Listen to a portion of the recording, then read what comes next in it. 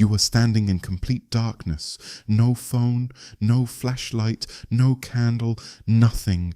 Now imagine that this darkness is not a power outage. There is no switch to flip, no morning that comes with electricity. This is just night, and somewhere out there, something is moving. You can hear it, but you cannot see it, and you have absolutely nothing to protect yourself. No fire, no light, no weapon that works in the dark. This was not a nightmare. This was Tuesday. For hundreds of thousands of years, this was simply being human. Before the first fire was ever lit, before the first torch was ever held, there existed an entire chapter of human history that almost nobody talks about. A chapter so long and so dark that it makes everything that came after look like a sudden miracle. And what scientists have discovered about how our ancestors survived that chapter will completely change the way you understand what it means to be human. Let's start with a number. 1 million. That is roughly how many years our ancestors lived on this planet before they had reliable control of fire. Think about what that means. 1 million years of nights. 1 million years of cold. 1 million years of predators that hunted in darkness while humans sat completely blind. For most of that time, the species that would eventually build cities and write symphonies and send machines to other planets was just another medium-sized animal trying to make it through the night. And the question that haunted researchers for decades was simple. How? How did a creature with no claws, no venom, no natural armor, no night vision survive in environments filled with lions and hyenas and giant bears and cave leopards that were perfectly designed to hunt after dark? The first piece of the answer comes from something that most people never think about. Sleep. Or more precisely, the strange way ancient humans slept. In 2015, anthropologist Jerome Siegel at UCLA conducted a study that changed how scientists think about early human rest.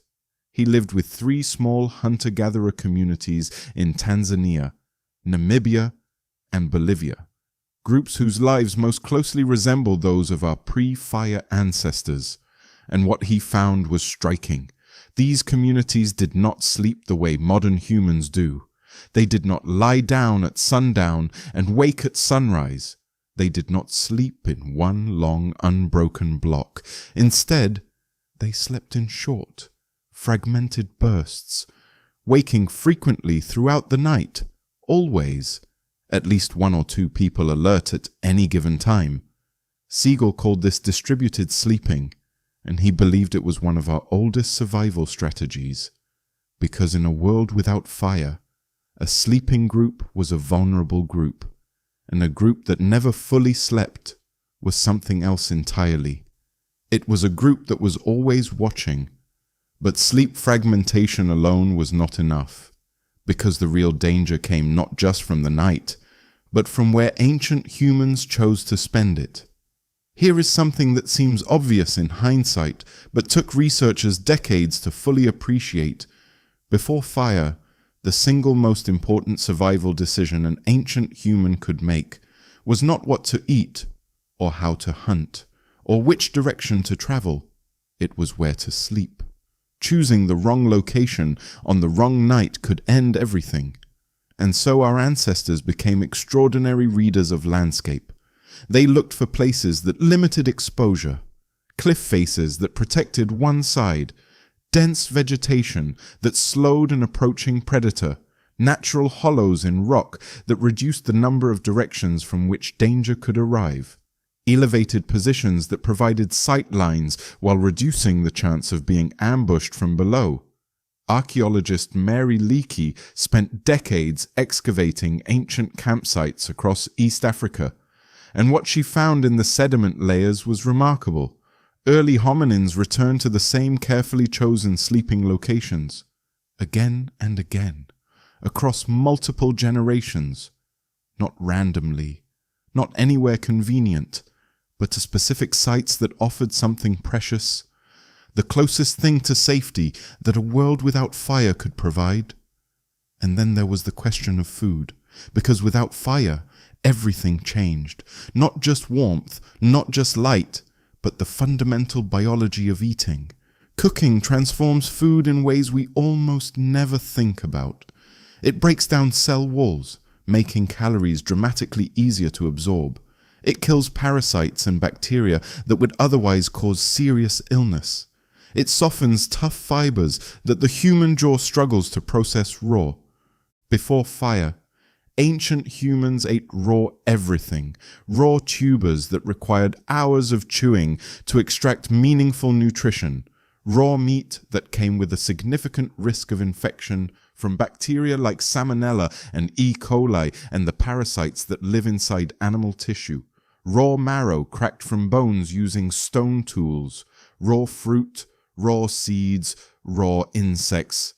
The diet of a pre-fire human was not simply an inconvenience, it was a profound biological constraint.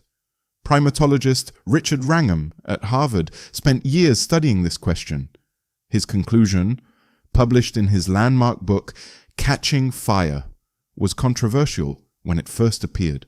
Wrangham argued that the human gut is too small to survive on a raw diet alone, that our digestive systems had already partially adapted to cooked food, even before we fully controlled fire, which means that for much of the period before reliable fire use, our ancestors were in a kind of biological race, burning more calories in digestion than a raw diet could consistently replace. And this may explain something extraordinary about pre-fire humans that the fossil record shows clearly.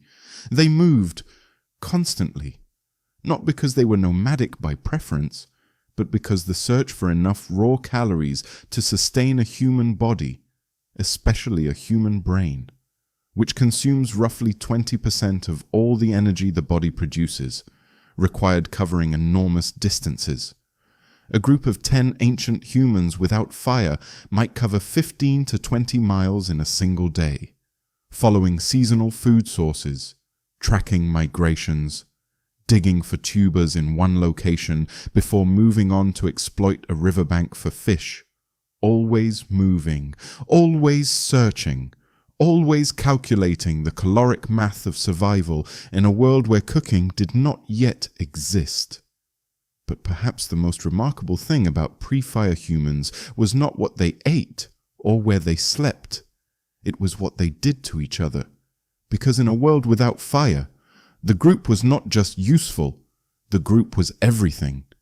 Anthropologist Robin Dunbar at Oxford University proposed what became known as the social brain hypothesis, the idea that human intelligence did not evolve primarily to solve problems of physics or tools or navigation, but to manage the extraordinary complexity of living in large social groups, to track who was reliable and who was not, who had helped you and who had taken from you, who could be trusted in the dark and who could not. In a world without fire, these calculations were not abstract social concerns. They were life and death decisions made every single night. Because the only way to sleep safely without fire was to trust the people sleeping beside you, to know, with something approaching certainty, that the person next to you would wake up when they heard something moving, that they would alert the group, that they would not, in a moment of panic, run and leave you exposed. This may be why human beings developed something that almost no other species has in the same form: deep non-kin friendship, bonds of trust and loyalty that extend beyond family, beyond genetic relatedness, beyond any purely biological explanation. Neuroscientist John Cacioppo at the University of Chicago spent decades studying the effects of social connection and isolation on the human body. His conclusion was stark. Loneliness, genuine social isolation, affects human health as severely as smoking 15 cigarettes a day. It disrupts sleep patterns, raises cortisol levels, weakens immune function, accelerates cognitive decline, Cacioppo argued that these effects exist because social disconnection was once genuinely lethal, not metaphorically, literally. A human alone in the dark, before fire, was not just lonely, they were probably dying. So the ancient human who sat alone in the darkness, separated from their group, was experiencing something their body understood at a cellular level, a catastrophic threat. And that threat shaped the human nervous system in ways we still carry today.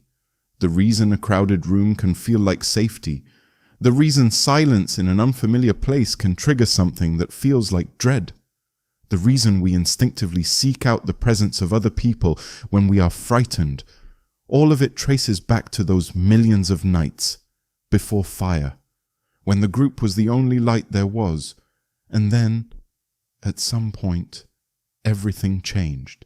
Scientists debate exactly when and how. The oldest evidence of controlled fire use comes from Wonderwerk Cave in South Africa, where archaeologists found burned bone and plant ash dating back approximately 1 million years. But that evidence is ambiguous, possibly natural fire that humans used opportunistically rather than created themselves. The clearest evidence of fire being deliberately produced and maintained comes from sites in Israel dating to approximately 400,000 years ago. Sites where fire appeared not occasionally, but consistently, in the same locations over and over, evidence of hearths, of fire as a permanent feature of daily life rather than a lucky find. And what happened to human life after that transition is written clearly in the fossil record. Brain size increased dramatically, gut size decreased, jaw muscles weakened as cooked food replaced raw, group sizes grew, migration patterns changed.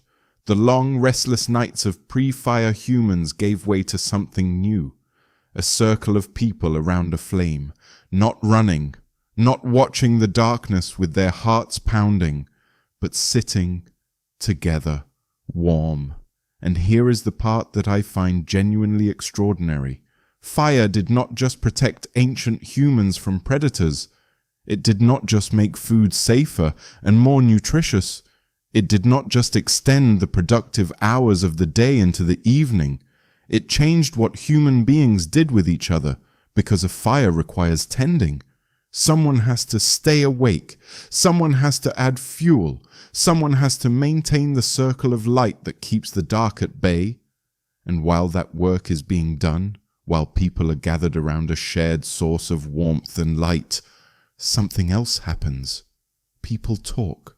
Anthropologist Polly Weissner at the University of Utah analyzed hundreds of hours of recordings made around campfires in hunter-gatherer communities.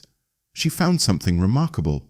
Conversations that happened during the day were dominated by practical matters: food, tools, conflicts, logistics. But conversations that happened around the fire at night were different. They were full of stories. Stories about distant places and distant people. Stories about the past and the imagined future. Stories about things that couldn't be seen or touched. About spirits and meaning and what it all signified. Weissner argued that the campfire was not just a source of warmth. It was the birthplace of human imagination. The first place where human beings sat still long enough, felt safe enough, to begin building the inner world that would eventually produce everything we recognize as culture: art, religion, music, narrative, memory, identity, all of it flickering to life in the space between the fire and the dark.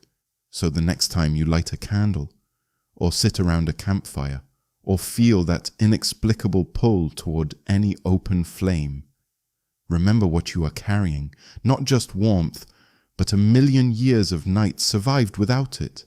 And the memory, written somewhere deep in the architecture of your nervous system, of what it felt like when the darkness finally had an answer.